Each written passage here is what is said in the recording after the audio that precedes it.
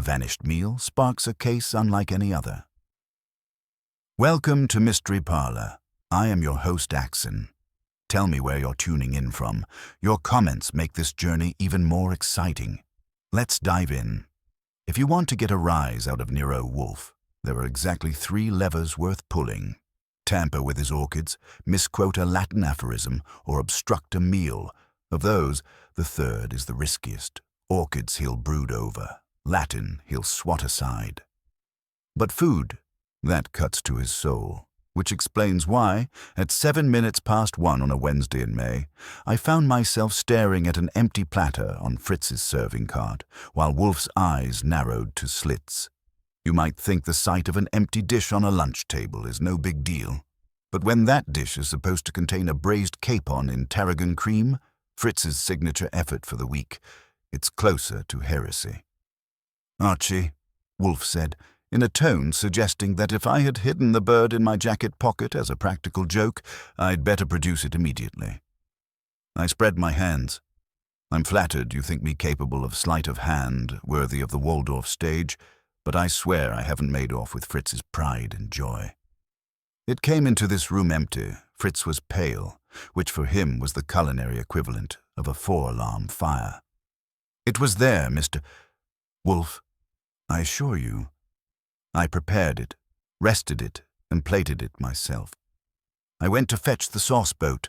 When I returned, the platter was gone. Not eaten, not misplaced. Gone. And replaced by its twin, empty and clean as a conscience on Sunday morning." I glanced toward the kitchen door, half expecting a puff of smoke and a magician in tails. Instead, only silence and the faint scent of tarragon hung in the air. "This house," Wolfe said, his voice low, "is inviolate." "Until now," I offered helpfully. He ignored me, which was standard procedure. "A violation of this nature," Wolfe went on, "is an affront both material and moral. To purloin a dish from Fritz's care and to do so under this roof suggests someone's got brass enough to stroll in and swipe dinner from under our noses," I finished, "which makes me think either we've got an intruder with exquisite taste or a prankster with a death wish." Wolfe placed his napkin deliberately beside his plate, as though setting down the weight of civilization itself. His eyes, half closed, fixed on me. "You will discover," he said. "Which?" I grinned. "So we're treating this like a case?" "Archie, food is sacrosanct. Bring the malefactor to light. I'll say this. I'd handled murders, frauds, blackmail, and garden-variety idiocies. But never had I been sent out to solve the theft of a meal that had vanished inside Wolfe's own walls. And if you think that makes the case small potatoes, you've never seen Nero Wolfe robbed of his lunch." The doorbell rang just as I reached for my coat. It was as if the universe had decided that the theft of a meal wasn't enough excitement for the day. I tossed a quick glance at Wolfe, who was now sitting with his arms folded, his gaze fixed on nothing in particular, except, I suspected, the distance between his impeccable patience and the infringement upon his sanctuary. "Answer it, Archie," he said without looking up. "The culprits will need to be shown the error of their ways. Maybe it's a delivery of a new capon. Could be we're in for a twist ending." He didn't respond, but the faintest twitch of his lips told me I'd hit the mark. I opened the door. The man standing there had all the warmth of a refrigerated cabinet and the presence of a lawyer on his best day. A well-tailored suit, polished shoes, and a gaze that had clearly spent more time evaluating portfolios than people. He introduced himself as Arnold Vance, an executive of some sort, with a thick New England accent that spoke more of corporate boardrooms than anything resembling a kitchen. He held a thick envelope in one hand. "Mr. Wolfe, I presume," he said, nodding as though he was sure Wolfe would be thrilled by his visit. "I have a most delicate matter to discuss." Delicate? The only thing delicate at the moment was Fritz's shattered composure. I stepped aside to let the man in, wondering how a corporate type would end up involved in an empty dinner plate. But sure enough, the familiar weight of suspicion shifted into place. It wasn't the sort of thing that happened by accident. He stepped past me and into the dining room. The look he gave Wolfe was a mix of deference and calculation. "Mr. Wolfe," he began again, "I require your services in a very confidential matter." Wolfe, of course, didn't move a muscle. "Confidential," he said, his voice heavy with an almost mocking tone. "The nature of your visit could not have waited until my meal was restored to its rightful place." Vance hesitated, as if realizing that his entrance was a stark contrast to the atmosphere of the brownstone. "Ah, yes, I understand. But the situation, well, it's quite urgent." Wolfe's eyes shifted from Vance to the now empty platter that lay untouched on the table. "Urgency seems to be a popular excuse for poor timing. What is this matter you think I can resolve?" "I was informed by a rather discreet source," Vance said, lowering his voice slightly, "that a sensitive document has gone missing from my office. I need it recovered, and I need it done quietly." "No one else can know that," Wolfe responded, his voice heavy with disdain. "Is a matter for the police, or your own lackeys. Not for me." I raised an eyebrow, thinking the same thing. Why would a man like Vance be in such a rush to involve Wolfe in something that sounded suspiciously like a straightforward case of misplacement, or worse, a corporate drama? But something about the way he stood there, uncomfortable and on edge, sent a ripple of unease through me. There was more to this, and I had a nagging feeling that the theft of a meal might have more in common with Vance's missing document than I liked. "I'm sure you'll understand the delicacy of the matter," Vance continued, glancing at Wolfe as though hoping to appeal to his pride. "If you know anything about discretion, you'll understand why I've come directly to you." Vance was working up to something, but I wasn't sure what. He wasn't just a businessman looking for help. There was a sharpness in his words that suggested he was playing a larger game. Wolfe must have caught on, because he didn't say a word but just raised one eyebrow, his version of saying, "Go on." "Someone has been undermining my company," Vance said, the words quick and clipped. "If I don't get the document back, the consequences could be catastrophic for all involved." I could hear the tension in his voice, but it didn't match the calm, calculating way he carried himself. I could almost see the gears turning in Wolfe's head. He didn't care much about business espionage unless it had a personal angle, and this was already smelling more like a carefully crafted scheme than a simple theft. Wolfe shifted in his chair, finally giving Vance the full weight of his gaze. "Why, mister?" "Vance, do you come to me with a document when your intrusion has already cost me a meal? Perhaps you have been misinformed regarding the services I provide." "Please," Vance urged, his voice sharp with urgency. "You misunderstand. This is far more than a simple theft. What I need from you is your discretion and your intellect. My position is delicate. If you're willing to assist me, I can ensure you are adequately compensated." Now there it was, the soft undercurrent of a bribe, thinly veiled behind the language of discretion. Wolfe didn't move, didn't flinch, but I could tell by the way he straightened his shoulders that he was working through the complexities of the situation. He was taking Vance's bait, but for now, he wasn't ready to bite. "I have no need for your compensation, Mr. Vance," Wolfe said slowly, his voice cutting through the tension. "But what you seem to require is someone who will do what you cannot. Someone who will see beyond the surface of your delicate troubles. Am I correct?" Vance blinked, surprised, but nodded. "Exactly. Very well," Wolfe said, settling back into his chair.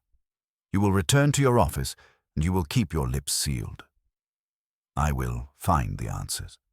And if you've been honest with me, Mr. Vance, you may just find your precious document returned in due course." For a moment, I thought Vance might protest, but he simply nodded. His eyes narrowed as if weighing Wolfe's words. He turned, and I stepped aside to let him leave. The door clicked shut behind him, but the weight of his presence lingered in the room, a reminder that this wasn't just a case of a missing document or a stolen meal. It was something bigger, and someone was pulling strings behind the scenes. Wolfe leaned back again, his eyes trained on the wall in front of him, lost in thought. He didn't need to say it out loud, but I could feel the shift in the air. The game had just begun. It wasn't long before the scent of missing dinner began to fade, though not entirely. As the clock on the mantel ticked on, I stood by the window, watching the world outside while Wolfe brooded in his chair, his brow furrowed in thought. I could tell he was working through the situation, piecing together the puzzle in that deliberate, almost imperceptible way of his. The fact that Vance's mysterious, sensitive document had disappeared made no sense to me. The man had been evasive, sure, but there was something about his whole story that felt rehearsed.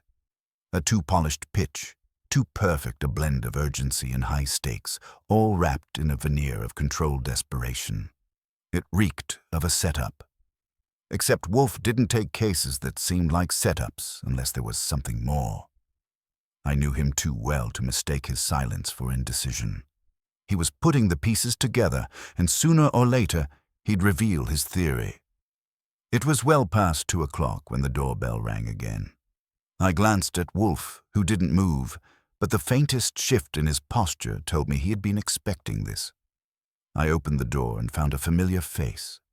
Saul Panzer, the man who could track a flea across a crowded street or unravel a criminal's alibi with the same ease. Saul was a man of few words and fewer pretensions. He didn't look particularly thrilled to be there, which meant something had caught his attention. "Wolfe wants me, I take it?" Saul asked, his voice gruff as usual. I nodded, stepping aside. "He's got a little puzzle going, and you're his first call." Saul's eyes flicked to the empty platter on the table. "I take it you're not just missing food." "Funny you should mention it," I said, not bothering to hide the sarcasm. "Seems we've got a missing document, too." "I think you can guess where Wolfe's mind is at." "I can, and it's a good place to start," Saul muttered, already pulling out his notebook. He'd come prepared for something, though I wasn't sure what. "You want me to poke around the client's office, or are we sticking to the brownstone for now?" "Stick to the brownstone," I said. "Wolfe's thinking." When he's thinking, he doesn't like distractions. But keep your ears open. Someone's been playing games, and I'm guessing the dinner plate's just the beginning. I could see the flicker of understanding in Saul's eyes, and he didn't argue. Instead, he gave me a terse nod and started circling the room, inspecting every corner and crevice, looking for any sign that something was out of place. Wolfe, however, remained motionless, his gaze fixed on the ceiling as if calculating the trajectories of 1,000 unseen variables. He did this when a problem had him cornered. It was a side of him that most people didn't get to see, the quiet, almost meditative concentration that preceded the moment of clarity. I knew better than to interrupt. Minutes stretched into an hour, but I didn't mind. Saul was methodical, and Wolfe's silence was an invitation to think, not to act. And then, just as I was about to ask if we had learned anything new, the phone rang. I picked up the receiver, and a woman's voice greeted me, a voice that didn't belong to anyone I knew. "Mr.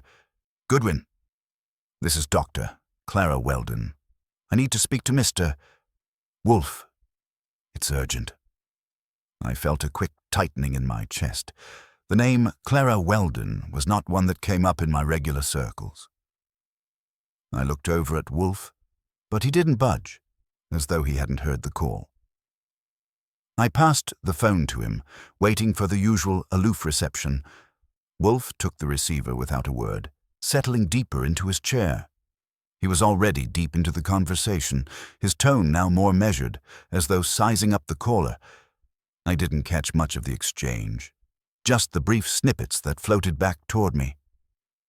"It's missing, you say?" "Not a robbery, then, I gather. The implications are indeed grave, but what is it you want from me?" I see. Well, I shall need to consider the matter before proceeding. After a few moments, Wolfe hung up the receiver and set it back in its cradle with a small, purposeful click. His fingers tapped once against the armrest, signaling that the conversation had ended. Saul, still pacing, glanced at me, but I simply shrugged. "Dr. Clara Weldon," Wolfe said, finally speaking. "An interesting development. It appears the document you seek was in her possession." "Hold on," I interjected, stepping closer. "So we're talking about the missing document?" "It was with her all along." "It was. However, it was in her possession as an intermediary. It was meant to be delivered." That was the understanding. Wolfe's gaze remained fixed on the empty dinner platter, his expression still unreadable. "I will need you to track down Dr. Weldon Archie. She has more information than she is willing to admit." I nodded, trying to process everything that had just unfolded. The phone call had been a subtle shift in the case, something that tied the missing document back to a person we hadn't yet factored in. The pieces were falling into place, but the image they were forming didn't quite sit right. The document, the missing dinner, and the unspoken tension in Vance's story. It was all beginning to feel like a careful game where someone was playing a long, slow con. But who? And why? I glanced over at Saul, who had stopped moving and was now standing by the window, deep in thought. His sharp eyes met mine, and he gave a single, almost imperceptible nod. "Get me a lead on Dr. Weldon," I said, turning back to Wolfe. "I'll check in with her." Wolfe gave the faintest inclination of his head. "Do so. But keep in mind, Archie, there is no simple explanation to this. What you're investigating, I suspect, is only the beginning. If we're to resolve this, you must consider that the game you're playing is much more complex than you realize." I didn't need further prompting. I could feel it too. Something deeper was at work here. But as Wolfe had so often said, it was the mysteries beneath the surface that required the most care.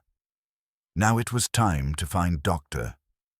Weldon and figure out what secrets she had hidden. I left the brownstone with a purpose, my mind still churning over the developments of the past few hours. Dr. Clara Weldon had entered the picture in the most unexpected way. The name hadn't meant anything to me initially, but Wolfe's demeanor told me everything I needed to know. She was tied into this mess, and somehow she was more than just an innocent bystander. The missing document wasn't the only thing at stake here. I knew I'd have to tread carefully. Wolfe was right about one thing. Nothing about this case felt straightforward. There were too many moving pieces and too many people with secrets that had yet to surface. But now, with Dr. Weldon involved, it was clear we were dealing with something far deeper than a stolen dinner or a misplaced paper. The fact that she'd contacted Wolfe personally was a clue, one that I was eager to follow up on. As I walked out onto the street, I flagged down a cab and gave the driver the address Wolfe had written down earlier. The building where Dr. Weldon lived was on the Upper East Side, an older, elegant brownstone that seemed to hold on to its past with a quiet grace. I could see from the outside that the place was well maintained, though it didn't have the kind of ostentatious luxury that would suggest wealth. Instead, there was something understated about it, like the kind of home someone with a subtle power would own. The doorbell rang with a distinct, high-pitched tone. I waited a moment before the door cracked open, revealing a woman with short, dark hair and a pair of glasses perched on the edge of her nose. She was in her late 30s, but the intensity in her eyes made her appear older, as if life had already forced her to grow up far too quickly. "Yes?" she asked, her voice neutral but guarded. "I'm Archie Goodwin," I said, flashing my badge. "Mr. Wolfe sent me. He'd like to speak with you." At the mention of Wolfe's name, her eyes flickered with something. Nervousness, maybe, or guilt. It was hard to tell, but she didn't immediately turn me away. "I see, Doctor," Weldon said, her tone softening. She stepped back and opened the door wider. "Come in, Mr. Goodwin. I suppose you've come to talk about the document." I stepped inside, taking in the quiet, almost clinical decor of the place. Everything had its place. Nothing out of order, nothing unnecessary. It was the kind of home where the person who lived there was more focused on what was inside their mind than anything material. We sat in the small, neat living room, and she offered me a drink, but I declined. I wanted information, not distractions. "You came to me with urgency earlier," I began. "But now that we're face to face, I need to understand why. Why was this document so important, and why was it hidden under your watch?" Dr. Weldon shifted in her chair, her hands folding neatly in her lap. "Mr. Goodwin, I have my reasons for not going directly to Mr. Wolfe with this information." It wasn't an easy decision to make. Her eyes dropped to the table between us, as if seeking something to focus on. "The document, well, say it's not what you think. It's not about a simple corporate dispute or some misplaced information." I leaned forward slightly, my gaze sharpening. "Then what is it about?" She hesitated, her lips pressing together before she continued.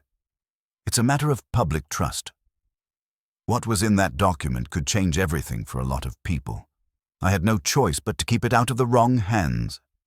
If the wrong person had gotten hold of it, the consequences would have been—" She trailed off as if struggling to find the right words. "The consequences would have been catastrophic," I finished for her.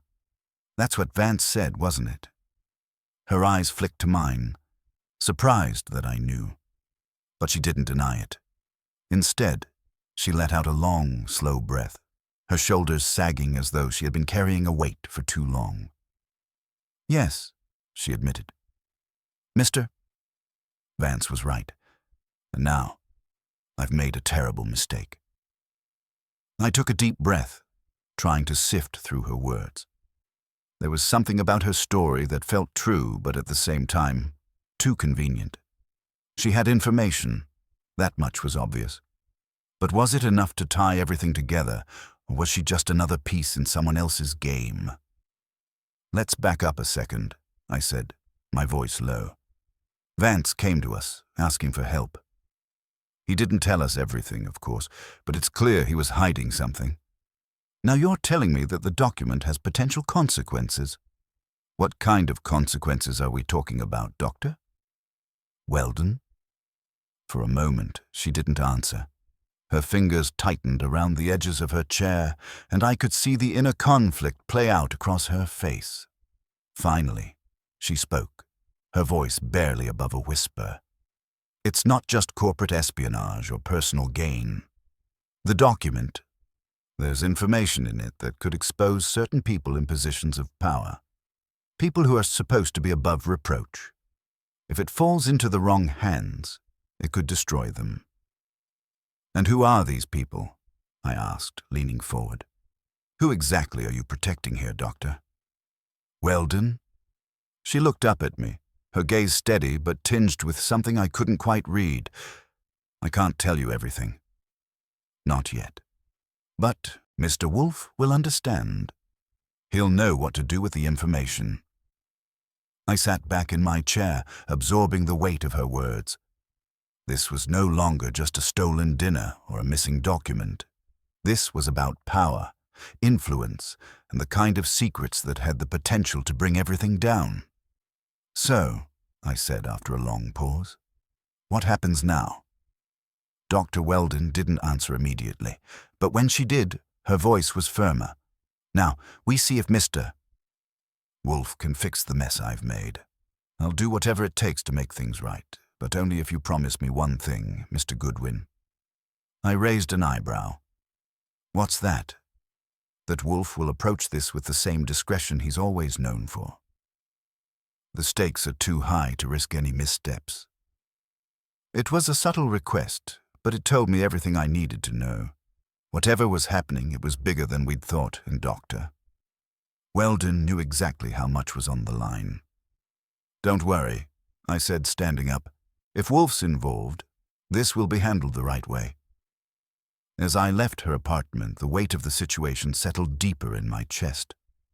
This wasn't just about a missing document or a stolen meal anymore. The game had changed, and we were only just beginning to see the true stakes.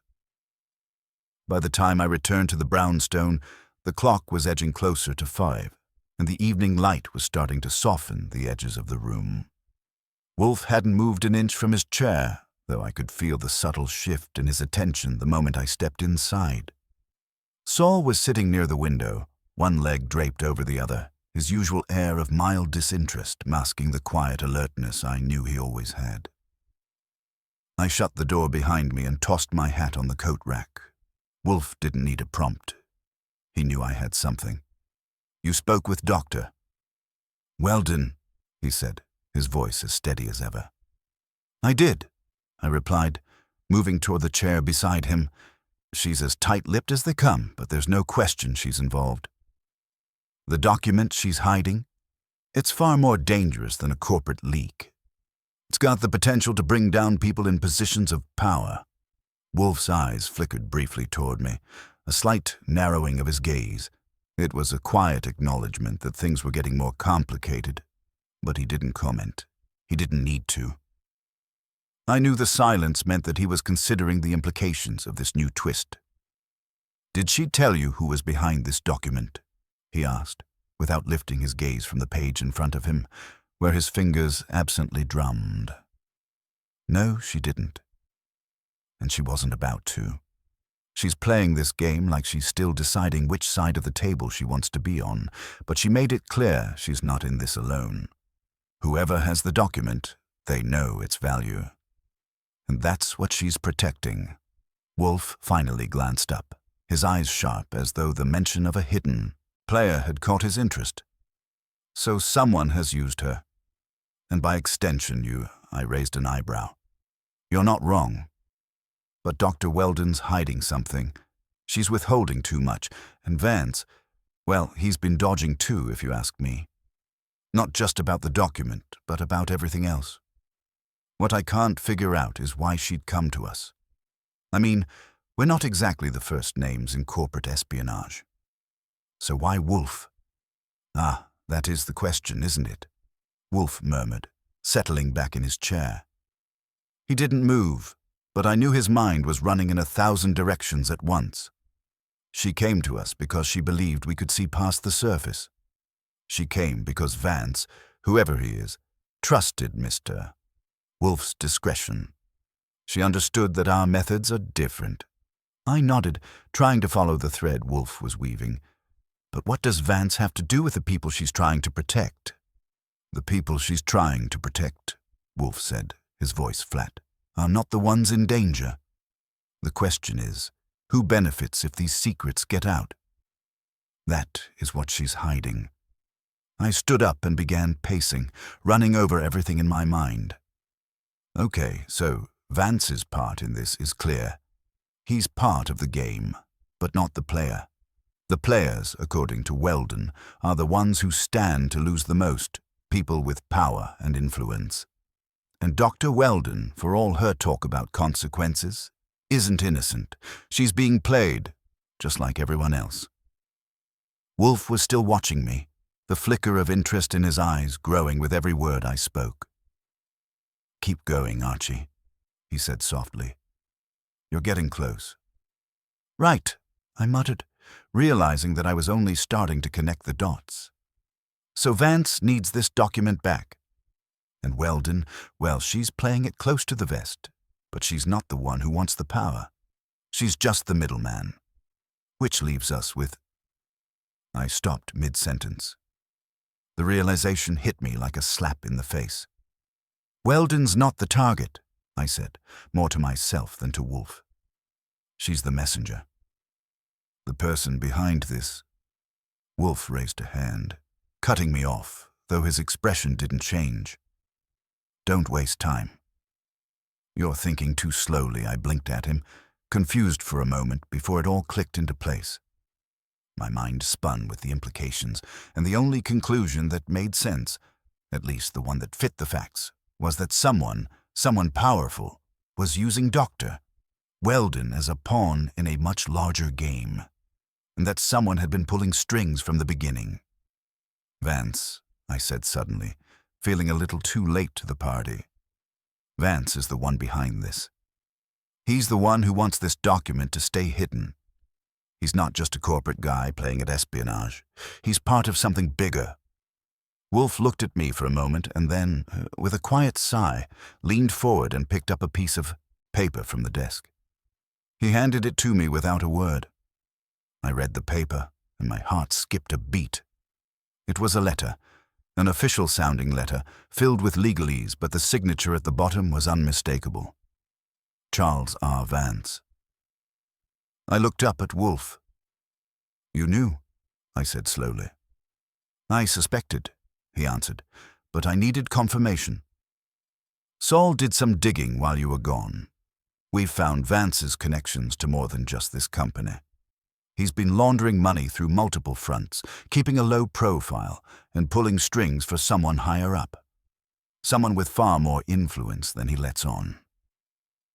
The puzzle pieces were falling into place now, and it wasn't just a missing document or stolen dinner anymore. We were dealing with a man who was trying to protect not just his business interests, but the very structure of a covert operation. The stakes were higher than I'd anticipated, and it was beginning to look like Wolfe wasn't just solving a case. He was unraveling a conspiracy. I sat down, a little taken aback by the weight of it all. "So what's our next move?" I asked. "Find Vance," Wolfe said, his voice cold, "and make him talk. He's the key to everything." I nodded, determination settling in. It was clear now, Vance had played his hand, but he'd underestimated us.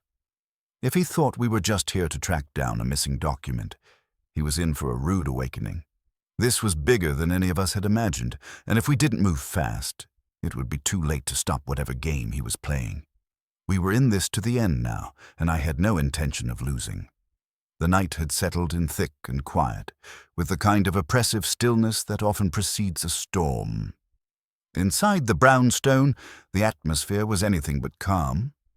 Saul had already left to follow up on a few leads, and Wolfe sat, as ever, in his chair, unmoving but vigilant. His silence was deliberate, the kind of silence that only came when the pieces were nearly in place. I could feel it in the air, the tension, like a coiled spring waiting to snap. I stood near the window, watching the streetlights flicker and the occasional car roll by. It had been a full day since I'd spoken to Dr. Weldon, and in that time, we'd uncovered more questions than answers. Vance had played his hand, but we hadn't yet caught him in any lies. Not directly, anyway. And now, with the stakes this high, it was becoming clear that someone powerful, was pulling the strings, and they weren't done yet. It was time to move. I turned back to Wolfe, who hadn't stirred. "We need to find Vance," I said, breaking the silence. "He's the one with the answers, and he's already 2 steps ahead of us." Wolfe's eyes flicked toward me, and for a moment I could see the wheels turning behind them. He was already considering the angle, already planning the next move. "Indeed," he said, his voice cool. "Vance has proven himself to be more than a mere corporate pawn. He has his hands in deeper waters, and those waters will become murky when we wade in." "What's our next step?" I asked, though I already knew the answer. Wolfe was always the one with the plan. "We wait for Saul to return. In the meantime, you will visit Vance's office." Wolfe's gaze sharpened as he spoke. "But be careful, Archie. There is a thin line between gathering information and putting yourself in danger. Vance may be hiding in plain sight, but he is not without his resources." I nodded. "Understood." I hadn't spent enough time in Vance's office to get a feel for the man's habits, but I was sure it was a place filled with secrets. The kind of place where a man like Vance, smooth, calculating, could hide in plain sight. It wouldn't be easy to uncover anything that he didn't want us to see. But that was my job. I'd find something, anything, that would give us a clue. It wasn't long before I was heading out again, the night air cold against my face as I made my way to Vance's office. The building was on a quiet street, nestled between two taller structures. It looked nondescript, just another office building in a sea of similar ones. But something about it felt off, as if the facade was hiding more than it let on. The lobby was nearly empty when I entered. The receptionist, a young woman with a bored expression, didn't even look up when I asked for Vance. She mumbled something about him being in a meeting, but I wasn't here for pleasantries. I flashed my badge, and she blinked, suddenly alert. "Mister?" "Vance is unavailable," she said, though there was a hesitation in her voice, a slight uncertainty. "But I can—" I cut her off, slipping behind the desk before she could finish her sentence. "I don't have time for his meetings. I need to speak with him." Right now I could see her calculating whether it was worth making a scene. Finally, she sighed, picked up the phone, and made the call. A few minutes later, I was led upstairs by a harried assistant who looked like she was trying to act as if this was an ordinary day. But it was far from ordinary. When we reached Vance's office, I found the door slightly ajar. I pushed it open without waiting for the assistant to announce me.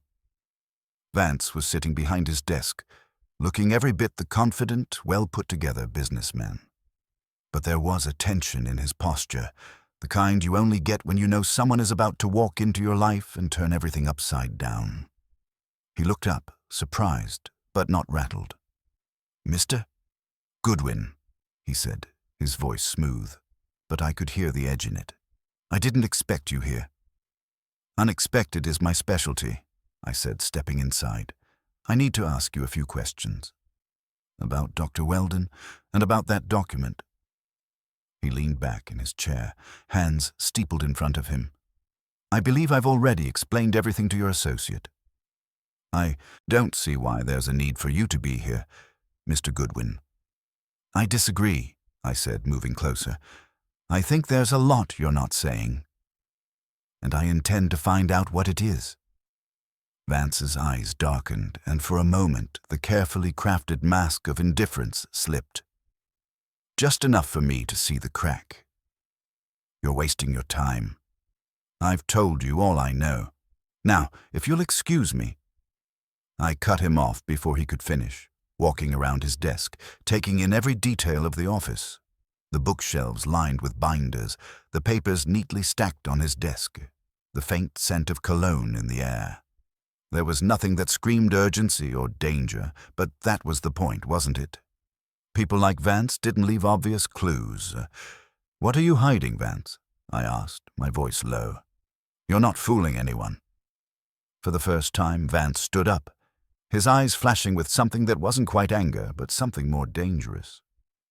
"I've told you everything," he repeated, his tone a little too sharp. "Now leave." I didn't move. Instead, I took a step closer, my eyes scanning his face, looking for the smallest sign of a crack. "You're hiding something," I said again, my voice harder this time. "You can't keep running from the truth forever." Vance took a deep breath and seemed to gather himself. "You're out of your depth, Goodwin. This is bigger than you think, and if you're not careful, you'll end up getting hurt." The words hung in the air, as if the threat had settled between us like a shadow. But I wasn't backing down, not now. I stepped back toward the door, finally breaking eye contact. "We'll see about that, Vance," I said, just loud enough for him to hear. "I'll be back." And as I closed the door behind me, I knew one thing for sure.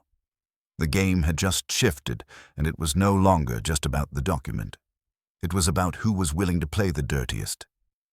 The streets outside Vance's office were starting to hum with the usual evening bustle, but inside me, a quiet storm was brewing.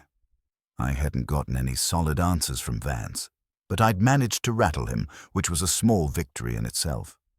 The problem was, Vance wasn't the only player in this game. Whoever was pulling his strings hadn't shown their face yet, but I could feel their presence, like a shadow hanging over everything I'd learned so far. I left the building with a sense of urgency. There was too much at stake now to keep poking around in the dark. Wolfe was right when he said Vance wasn't the end of the trail. If anything, he was the means to something far bigger.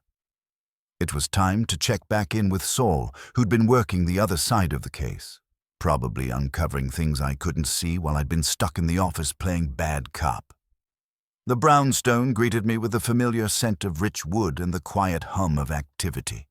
Saul was there, flipping through a few files, his expression as unreadable as usual. Wolfe, however, hadn't moved an inch since I'd left. He sat in his chair, arms crossed, as though everything in the world had already been decided in his mind. "You've seen him," Wolfe said before I could even open my mouth. "And?" "He's hiding something," I replied, standing just inside the door. "He's not just protecting the document. He's protecting himself. There's something more going on here, something deeper than we thought." Saul looked up from his files, his eyes narrowing. "That's what we figured. I've been digging into Vance's financials, and let's just say there's a lot more at play than simple corporate espionage. He's been laundering money through offshore accounts, nothing too flashy, but enough to suggest a network behind him." "And what network would that be?" I asked, already feeling the weight of the question hanging in the air. Saul leaned back in his chair, rubbing his chin thoughtfully. "The kind that doesn't make its moves in public. There's a string of shell companies, each one moving a small amount of money, but when you look at them together, it's a different picture. Vance is not just in deep with business, Archie. He's been moving funds for someone else, someone with political reach." Wolfe's eyes flickered toward Saul at the mention of politics, and for the first time in hours, I saw a shift in his demeanor. The game had changed. "You believe," Wolfe said, his voice sharp, "that Vance is part of a larger conspiracy. A political one?" "I don't just believe it, I can prove it," Saul said. "I've traced the money. There's a pattern, and it's leading straight to certain individuals who are well known for their, let's say, controversial ties to international interests." I stepped forward, my mind racing. "So Vance's role is just a piece of the puzzle. He's working for someone bigger, someone who stands to gain if this document stays hidden." Wolfe nodded, his eyes narrowing. "Exactly. And that is where you will find the answers, Archie. Not in the document itself, but in the players who have a stake in its contents being kept secret." There was a brief silence before Saul spoke again, his voice low. "I've got a lead on someone who might be more connected to this than we thought. Someone close to Vance. It's a risk, but it could give us the next piece." "What kind of lead?" I asked, already feeling the familiar rush of excitement that came with a breakthrough. "Contact who works with one of Vance's shell companies. They've been linked to one of the people we suspect has been funding the operation." Saul's eyes met mine. "I think it's time we pay them a visit." Wolfe's lips twitched as if he were about to say something, but he held himself back, his mind clearly working through the consequences of this next step. "You'll need to be subtle, Archie. We are no longer dealing with simple thefts or misunderstandings. These are people who will do anything to protect their interests. I'm not planning on taking any chances," I said, already heading for the door. "I'll be careful." We're getting closer. As I stepped out into the night once again, the weight of what we were facing settled over me. This wasn't just about catching a thief anymore. This was about unraveling a conspiracy, one that went far beyond a single document. Vance was the link, but not the mastermind. Whoever had engineered this entire operation had been playing their cards carefully. And now that we had a clue, it was up to me to follow it, step by careful step. The city felt different as I walked through the streets, the usual hum of traffic and the distant sounds of life fading into the background as my thoughts consumed me. There was a certain stillness to it now, as though the world was holding its breath, waiting for the next move. Saul had a point. The next step was risky, but it was the only one we had left. I wasn't sure how deep this went, but I knew we were nearing the heart of it. One way or another, the truth was coming. and it was coming soon. I only hoped we were ready for it. The evening air was cooler than I'd expected, and as I made my way down the street toward the meeting place Saul had arranged, the weight of the situation pressed down on me. The city around me seemed oddly distant, muffled by the urgency of the case. I couldn't shake the feeling that we were on the edge of something much bigger than we'd anticipated. And yet, every step I took felt like a move deeper into unknown territory. The location Saul had given me was an old bar on the edge of downtown, the kind of place that hadn't changed since Prohibition. The neon sign flickered weakly in the dimming light, casting odd shadows on the sidewalk. Inside, it was quiet, too quiet for a bar this late. The bartender gave me a cursory glance as I entered, but didn't make any move to stop me. I made my way to the back, where Saul's contact was supposed to be waiting. There was a small booth in the corner, tucked away from the general view. A man sat there, his face half-shadowed by the dim lighting. I couldn't make out much from a distance, but he didn't look like someone who'd be easy to intimidate. His posture was relaxed, like he was waiting for me, but there was something sharp in the way he watched the door, his eyes flicking toward it with every person who entered. I approached cautiously, and as I did, the man slid an envelope across the table toward me. I hesitated for a moment before taking it. There were no words exchanged, just the silent acknowledgement that we both understood the stakes. I sat down, keeping a safe distance. He leaned in slightly, speaking in a low voice. "You're digging into something bigger than you think. Vance isn't just an employee. He's a pawn in a much larger game. The people behind him have connections that reach deep into the system. They won't stop until everything is in their control." I opened the envelope. Inside was a set of documents. Nothing particularly fancy, just a few pages filled with figures, names, and addresses. But it was the details that caught my eye. The figures weren't just business transactions. They were linked to individuals, high-level officials, some of them with more power than anyone outside their circles would realize. My hand tightened around the papers. "I don't know what you think you're going to find," the man continued, his voice cold, detached. "But once this information gets out, everything changes. These people, they don't play by the same rules you do." I leaned back in my seat, processing the information. "You're telling me that Vance isn't just laundering money. He's running interference for these people, helping cover their tracks?" The man gave a small nod. "That's right. The document you're looking for. It's part of a much larger operation, a project that's been years in the making." I could feel the pieces clicking into place. This wasn't just about money or corporate espionage. It was a carefully orchestrated system of power, and Vance was right in the middle of it. The document, the one everyone was so desperate to keep hidden, was the key to everything. And if I didn't find it soon, the entire operation would remain just out of reach. I stood up, the documents in hand. "I'll take this information back to Wolfe.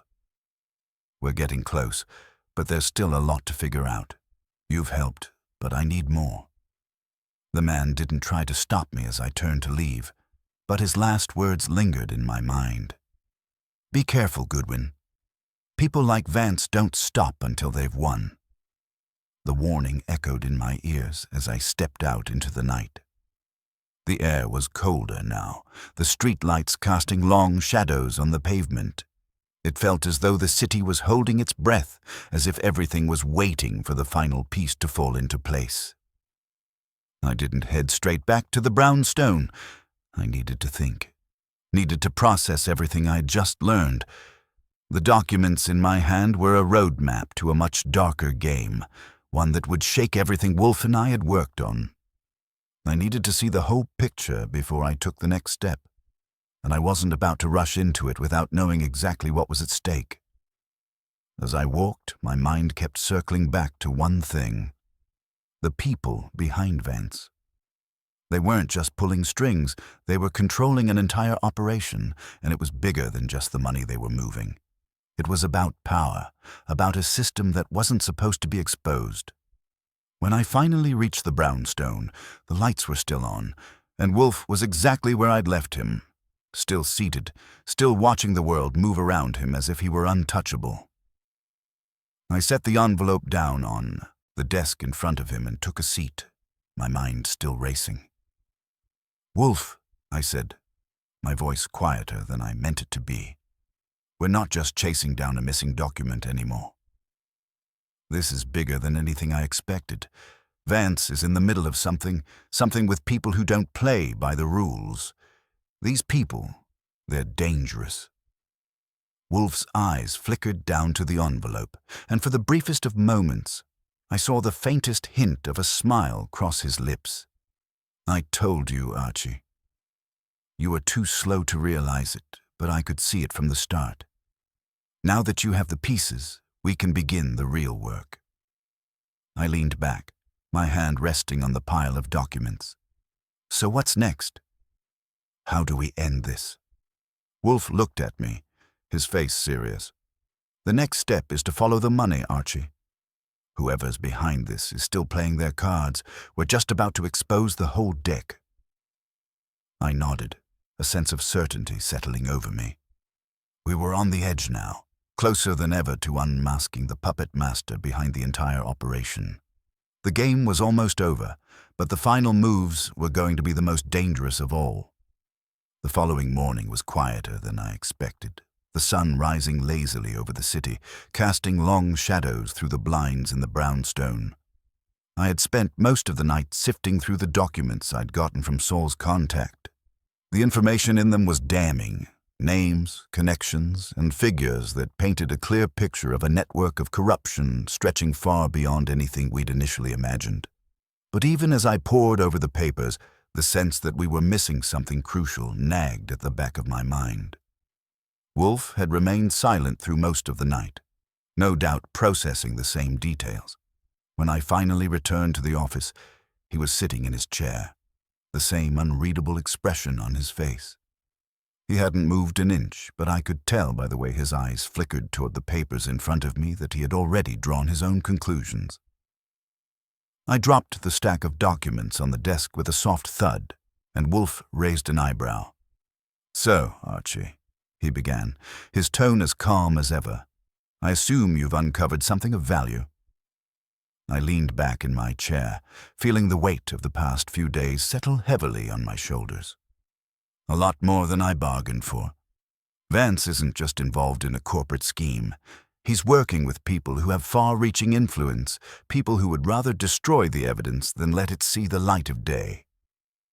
Wolfe's gaze flickered down to the papers, and for a brief moment I thought I saw a flicker of something, an almost imperceptible change in his demeanor.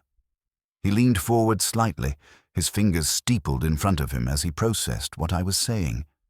"Indeed," he said finally, "this is no longer a simple matter of missing documents or stolen dinners. We are now dealing with an operation of considerable magnitude. And if I am not mistaken, it is an operation that has been set in motion for a very specific reason." I nodded. "Exactly.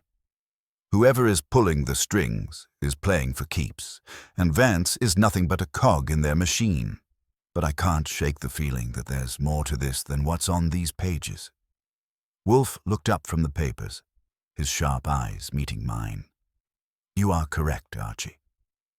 The connections you've uncovered are just the surface.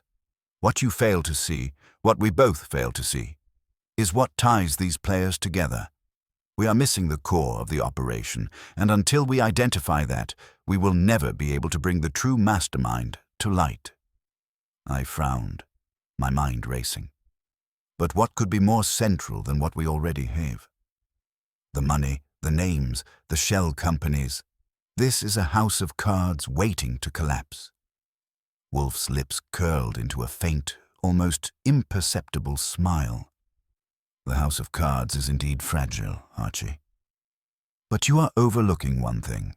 These players do not operate in isolation. There is a connection, a single thread that ties them all together. And until we find that thread, we cannot unravel the entire web."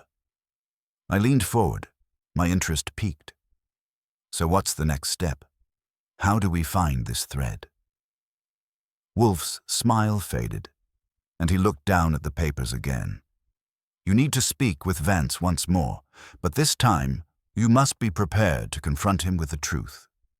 He has lied to us, Archie, and his game is far from over.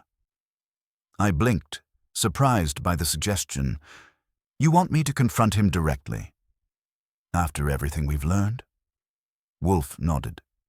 Precisely. We know he is involved, but we have yet to expose him fully. You must make him feel the pressure, make him understand that we are not merely chasing shadows. We are close, Archie, closer than he realizes. And when he feels the noose tightening, he will reveal what we need to know. I hesitated for a moment, weighing the risks. Wolfe's approach was always cerebral, but I'd learned over the years that there was a certain art to his methods, an ability to make people reveal their darkest secrets without realizing they'd done so. All right, I said finally, the decision made. I'll pay him another visit. But this time, I'll be ready. Wolfe gave a slight nod, his eyes still fixed on the documents in front of him. Good. But remember, Archie, Vance is not the end of the story. He's merely the messenger. Whoever is behind him, whoever is truly pulling the strings, is the one we must expose. I stood up, the weight of Wolfe's words settling in. I get it. It's not just about the document anymore. It's about who's trying to bury it. Exactly, Wolfe replied. Now go. And be careful. I left the brownstone with a renewed sense of purpose. The game was coming to a head, and the only way out now was forward. Vance had tried to play his cards close to his chest, but I was about to turn the tables. This time, he wouldn't be able to hide behind his corporate mask. We were going to find out who was really calling the shots, and when we did, everything would change.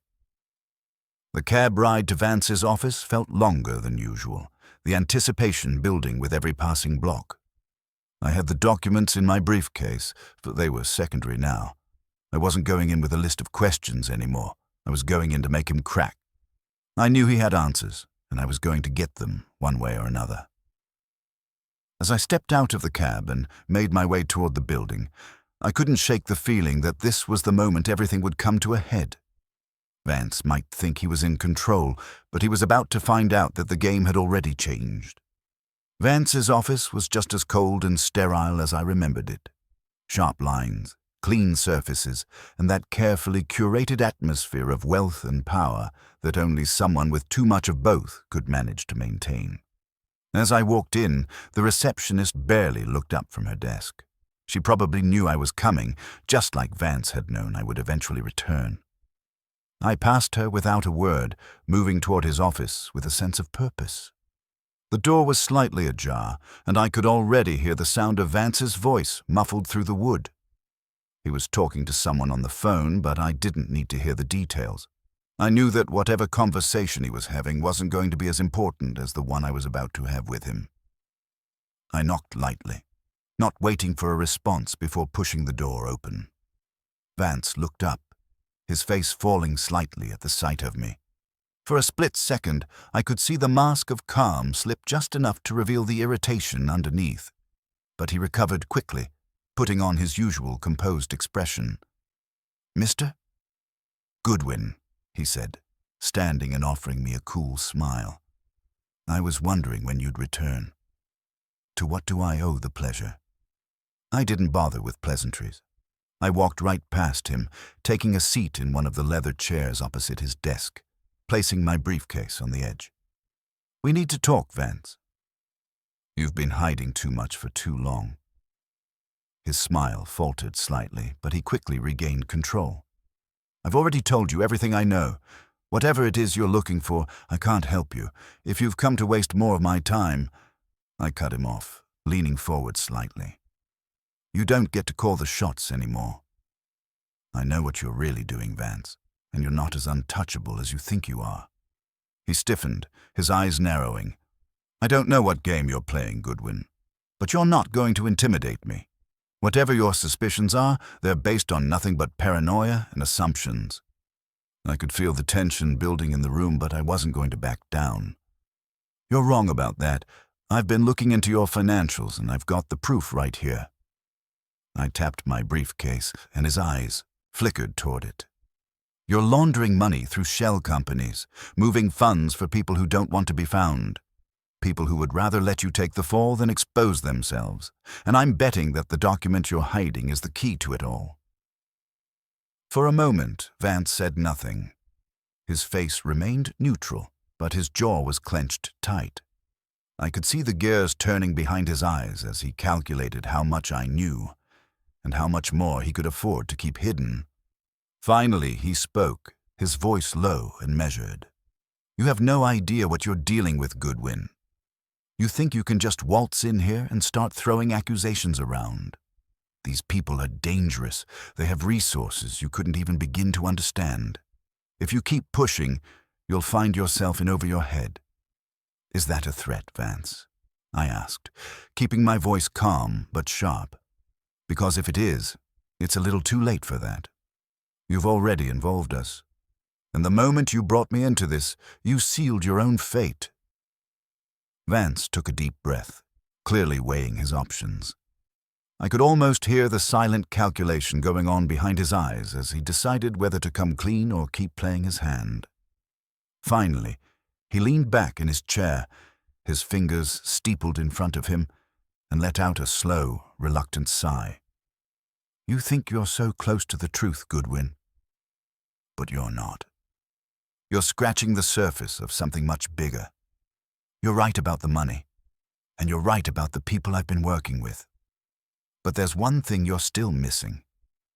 I sat up straighter, suddenly more alert. And what's that? Vance's gaze shifted, not quite meeting mine, and I could see the faintest hint of fear in his eyes. Something he was trying desperately to hide. The document you're looking for. It's not what you think. It's not just some piece of evidence you can use to take down a few corrupt businessmen. If it falls into the wrong hands, it could bring down entire institutions. It's bigger than money, bigger than anything you or Wolfe could ever imagine. I could feel the air in the room shift, the weight of his words hanging heavily between us. For the first time, I realized that I had underestimated just how deep this rabbit hole went. This wasn't just about money laundering or corporate corruption. It was about power on a scale I couldn't fully comprehend. And Vance, despite everything, was just as much a pawn in this game as I was. You're telling me you're just a middleman, I said, my voice incredulous. You're involved in all of this, and you're still pretending like you don't know what's at stake. He didn't respond at first, just stared at me, as if trying to gauge how much I understood. Then his shoulders sagged slightly, and he let out a long, defeated breath. I didn't want to get into this. I didn't want any part of it, but once you're in, there's no getting out. You think you've been pulling the strings, Goodwin, but you're just another piece in someone else's game. A game where people like you and me are expendable. I stood up slowly, the weight of his words settling over me. This was no longer just a case. It was a battle for something much more significant, and we were all in way too deep to back out now. So who's behind all of this? I asked, my voice tight with determination. Who's the one pulling the strings? Vance hesitated for a moment, but before he could answer, the door to his office opened, and the figure standing in the doorway made my blood run cold. A familiar face, a face I had never expected to see here, in this moment. It was Dr. Clara Weldon, the moment doctor. Weldon stepped into the office. The air in the room seemed to shift. There she stood, looking every bit as composed as I had seen her before, but now, with the weight of this tangled mess hanging over us, her presence felt different. It was as if the final piece of a puzzle had slid into place, revealing an image that neither Vance nor I had anticipated. Vance's face went ashen the moment he saw her. The calm, controlled exterior he had worn for the entire conversation crumbled in an instant, replaced by a mixture of surprise and something else. Fear, maybe, or guilt. "Dr. Weldon," I said, my voice steady, though I could feel the tension coursing through me. "I didn't expect to see you here." She didn't speak right away. Instead, she glanced at Vance, then at me, as if weighing her next words carefully. Finally, she turned her gaze to Vance, and for the first time, there was something almost sympathetic in her expression. She stepped fully into the room and closed the door behind her with a quiet click. "You are always good at keeping secrets, Charles." "Doctor," Weldon said, her tone calm but laden with an undeniable tension. "But some secrets, no matter how carefully guarded, always find a way to surface." Vance stood up abruptly, his chair scraping against the floor. "Clara, you shouldn't be here. This is none of your business anymore. You—" She raised a hand, stopping him in his tracks. "Don't. It's over now, Charles. The only question left is whether you'll admit it, or if I'll have to expose everything myself." My mind was racing, the puzzle pieces snapping together one after another. I'd suspected something was off with Dr. Weldon, but I hadn't quite figured out how she fit into the larger scheme. Now with her here, it was clear. She wasn't a victim in this case. She was every bit as much a part of the operation as Vance, perhaps more so. I took a step forward, my voice quieter but firm. "So, what's the truth, Doctor?" "Weldon? How far does this go?" She looked at me, her eyes a mixture of regret and resolve. "The document you've been chasing? It was never about Vance. It was always about me." She paused, letting the weight of her words settle in the air between us. "I've been working on something for years, something that, if exposed, would bring down some of the most powerful institutions in this country. The money laundering, the shell companies, the backdoor deals, they were all part of a larger plan. And yes, Vance was involved, but he was only one piece of the puzzle." I felt the ground shift beneath me. I'd always suspected that the case was more than what it seemed, but now the scale of it was becoming clear. The document wasn't just a piece of paper. It was a blueprint for exposing corruption on a massive scale. "So you've been playing both sides," I said, more to myself than anyone else. "Using Vance to cover your tracks while manipulating the system for your own gain. You've been orchestrating all of this from the beginning." Dr. Weldon didn't flinch. "You're not entirely wrong. I didn't want to do it this way, but I didn't have a choice. I was running out of time. The people involved in this, people with more power and resources than you can imagine, they weren't going to let it go on forever. The document was my insurance policy, but now—" She trailed off, her voice growing softer. "Now, it's my way out." Vance looked at her, his face a mixture of disbelief and betrayal. "You were never going to let me out of this, were you?" he asked, his voice barely above a whisper. "No," she said, almost tenderly, but with finality. "I couldn't afford to. Not if I wanted to survive." I glanced between them, my mind already working through the implications. "So, you've been using the document as leverage against these people, controlling the information to keep them in check," I said, connecting the dots. "But what happens now, Clara?" "You can't hide forever." She shook her head. "No, I can't. But I've already made arrangements. The document will be delivered to the right people, and everything will come to light. It's just a matter of timing now." I could see the finality in her eyes. She had already made her choice. Whatever happened next, Doctor, Weldon was about to make sure the truth came to light, and no amount of manipulation or influence could stop it. Vance, for his part, was silent. The air between us felt charged, as though everyone in the room knew that the game was over. The power had shifted, and the people who had been in control were now scrambling to cover their tracks. "I'll make sure this is handled," I said, my voice low. "You can't just walk away from something like this. There's too much at stake." Dr. Weldon gave a small, resigned smile. "I'm aware, Mr. Goodwin, but sometimes the truth is the only thing left to hold on to. It's up to you now, whether you let the story unfold the way it's meant to, or whether you try to cover it up for good." I nodded, knowing what I had to do. There was no turning back now. The truth was out, and it was only a matter of time before it found its way into the public eye. As I turned to leave, I glanced back at Vance and Dr. Weldon. Their fates were now tied to the revelations they had both tried to hide for so long. But in the end, there would be no escaping the consequences of their actions.